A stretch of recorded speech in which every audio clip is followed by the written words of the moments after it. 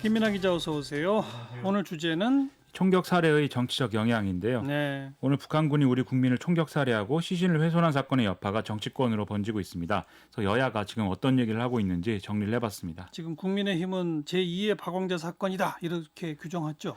그렇습니다. 오늘 비상대책위에서 외통위 소속인 정진석 의원이 2008년 금강산 관광객 박광자 씨 피살 사건을 거론을 하면서 이번 일은 제2의 박광자 사건이다 이렇게 규정을 했습니다. 이게 이 민간인을 북한군이 이제 총격을 가한 것이기 때문에 그렇게 평가할 수 있는 지점도 있지만 또 본질이 다른 면도 있는데요. 일단 박광자 씨 피살에 대해서는 북한은 우발적인 사고였다라고 주장을 했었습니다. 박광자 씨가 관광객 통제 구역을 지나서 군 경계 지역에 진입을 했고 초병이 정지 요구를 했는데 불응하고 도주를 해서 이제 발포하게 됐다 이런 설명이었는데 뭐 북한의 이런 설명을 그대로 받아들일 것이냐 이 문제도 있긴 하지만 어쨌든 이것을 인정을 하더라도 이번에 일어난 사건은 이 상부 지시에 의해서 의도적으로 벌인 일이다라고 우리 군은 보고 있기 때문에 오히려 박광자 씨 사건보다도 더 심각한 문제다라는 지적들이 나오고 있습니다. 네. 국민의힘은 정부를 좀 강하게 비판하던데 어떤 점을 비판하고 있는 거죠? 크게 나누면 이제 두 가지 점에서 비판의 쟁점을 이제 좀 만들고 있다라고 볼 수가 있겠는데요. 첫째는요. 첫째는 정부가 이 정보를 투명하게 공개하지 않고 있다라는 겁니다. 그래서 김종인 비대위원장의 경우에는 우리 국민이 피살당한 중대한 사건을 정부가 이렇게 모를 수가 있는지 답답하다 이렇게 얘기를 했는데요. 이 사건 자체는 뭐 21일부터 시작이 된 건데 23일에야 이제 좀 이렇게 좀 어떤 내용들이 밝혀진 거에 대해서도 그 사이에 무슨 일이 있었는지 확실히 밝혀야 된다라고 국민의힘은 주장을 하고 있습니다. 예. 그리고 이제 국민의힘은 실종자 모 씨가 월북을 한 경위 등에 대한 이 정부의 설명도 지나치게 부실하다라는 점을 지적을 하고 있는데요.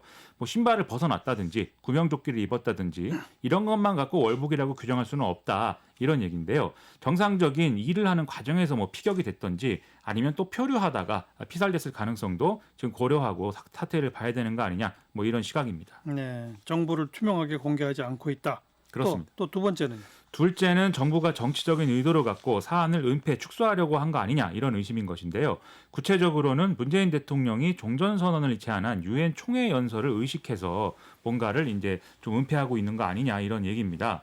즉 이미 이 사건을 알고 있으면서도 종전선언 제안하기 전에 남북관계가 경색되는 것을 막고 그걸 통해서 정치적 이익을 극대화하기 위해서 국민을 속인 게 아니냐 이런 이제 의심인 건데요. 또 이 대목이 정부가 북한에 지나치게 굴종적이다 이런 지적으로도 이어지고 있는 상황입니다. 예를 들어 하태경 의원의 경우에는 페이스북에 국민이 사살돼서 불태워졌는데도 북한에 구애를 한 문재인 대통령은 대통령의 자격이 없다 이런 글을 올렸는데 뭐 이게 바로 이런 내용인 것이죠. 근데 그 유엔 연설은 미리 사전 녹화돼서 유엔 측에 보내진 거라고 확인되지 않았나요? 그렇습니다. 뭐 앞에서도 이제 말씀하셨는데 예. 청와대는 문재인 대통령의 유엔 연설은 지난 15일에 녹화가 됐고 18일에 유엔으로 보낸 것이다 이렇게 설명을 했습니다. 또 연설을 전면 취소하지 않는 한 연설 내용을 수정하는 것은 불가능했다 이렇게 해명을 했는데요.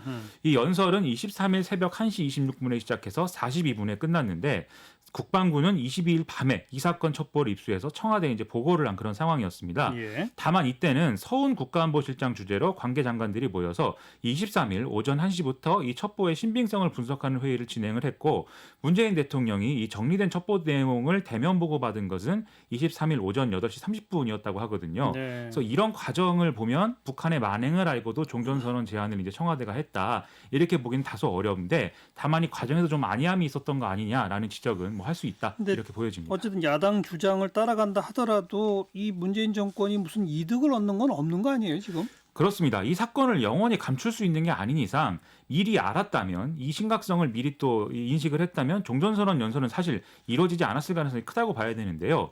2008년 박광자 씨 사건의 경우도 북한이 이에 대한 사과나 재발 방지 약속을 하지 않았기 때문에 금강산 관광이 중단되고 남북 관계는 얼어붙었었죠.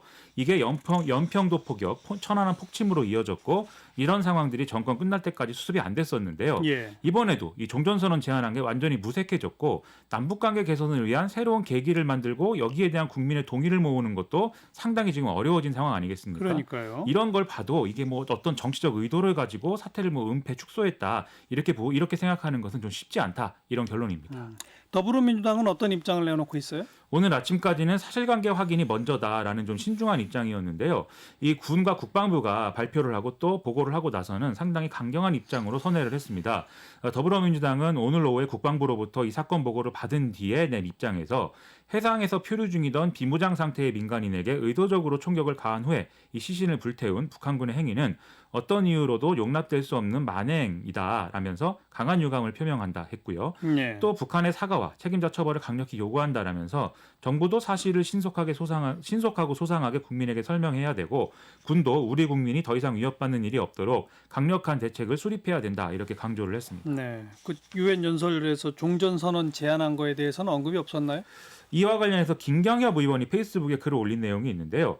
북한의 행위는 용서받을 수 없는 만행이니까 사과하고 재발 방지 조치를 취해야 하지만 반복되는 서해안의 분쟁과 사고를 막기 위해서는 확고한 국방 태세와 더불어서 조속한 한반도 종전선언과 평화협정이 필요하다 이렇게 썼습니다. 네. 이 김경엽 의원은 오늘 오전에 비공개 의원총회에서도 이 종전선언과 총격 사건은 별개이다라면서 사건은 사건대로 대응을 해야 되지만 또 종전선언은 종전선언대로 추진해야 한다라면서 이 종전선언을 아주 평화로운 상태에서 할 필요는 없다 이런 주장까지도 했다 이렇게 보도가 되고 있습니다. 근데 조금 상황이 이래서 그런지 좀 뜬금없는 제안처럼 들려요. 그렇죠. 이게 뭐 원론적으로 따지면 사실 맞는 얘기일 수도 있는데요. 근데 이런 시점에 또 정치인이 할 수 있는 발언인가? 이것은 좀 의문을 표할 수밖에 없는데 그리고 애초에 종전선언은 북한이 비핵화 로드맵에 동의하는 것을 전제로 그동안 이제 논의가 이루어져 왔던 주제였는데 문재인 대통령의 이번 제안은 그러한 비핵화 로드맵 동의 전에 이 종전선언이라든지 이런 정치적인 안전보장을 해달라는 북한의 입장에 좀 경도된 거 아니냐 이런 평가가 그러지 않아도 나오던 상황이었기 때문에 더더욱 이제 좀 맥락이 좀 훼손되고 있는 이런 상황입니다. 또 북한도 그동안 남북미 간의 어떤 논의 과정에서 종전선언의 실효성이 훼손됐다고 판단을 했는지 그간 시큰둥한 태도를 보여왔던 건데요. 이런 상황에 굳이 종전선언을 굳이 계속 얘기할 필요가 있는 것인지 정치적으로도 좀 의문이고 이런 좀 의문이 남는데 다만 김경엽 의원의 이런 주장이 지금 더불어민주당의 공식적 입장인 것은 또 아니어서 뭐 이 개별적인 입장이다라고 받아들여야겠습니다. 이 사안의 성격상 여당도 북한에 강경하게 나가야 한다 이런 목소리가 더 커지지 않을까요? 그렇습니다. 이 국회 정보위 여당 간사인 김병기 의원도 페이스북에 글을 올렸는데요. 이 사건을 끔찍한 뉴스 이렇게 칭하면서 우리 국민에게 위해를 가한 것이 사실이라면 이를 결코 좌시하지 않을 것이다. 응분의 대가를 치르게 할 것이다. 이렇게 썼습니다. 그리고 국회 외통위원장인 송영길 의원도 이걸 북한 최고 지도부가 몰랐을 리가 없는 일이다라면서 전쟁 중에 군인들 간에도 일어나서는 안 되는 일을 민간인을 대상으로 한 것은 범죄이고 살인이다. 이렇게 얘기를 했는데요. 그러면서 우리 당국이 북측의 공동 현장 조사와 책임자 처벌을 강력히 요청해야 한다. 이렇게 강조를 했습니다. 그래서 당분간은 좀 국민 여론도 그렇고 이 보수 야당의 공세를 방어하기 위해서라도 강경론이 힘을 받을 것 같은데요. 다만 지금 청와대의 입장은 이 사건에 대해서는 강력하게 대응을 해야 되지만 그럼에도 불구하고 남북 관계를 완전히 지금 뭐 없앨 수는 없다. 뭐 이런 입장이기 때문에 여기서 좀 균형을 어떻게 잡을 것인가의 고민은 나름대로 이제 내적으로는 해야 될 걸로 보입니다. 시간이 또 좀 걸리겠네요. 그럴 것 같습니다. 네, 김민아 기자 수고하셨어요. 고맙습니다.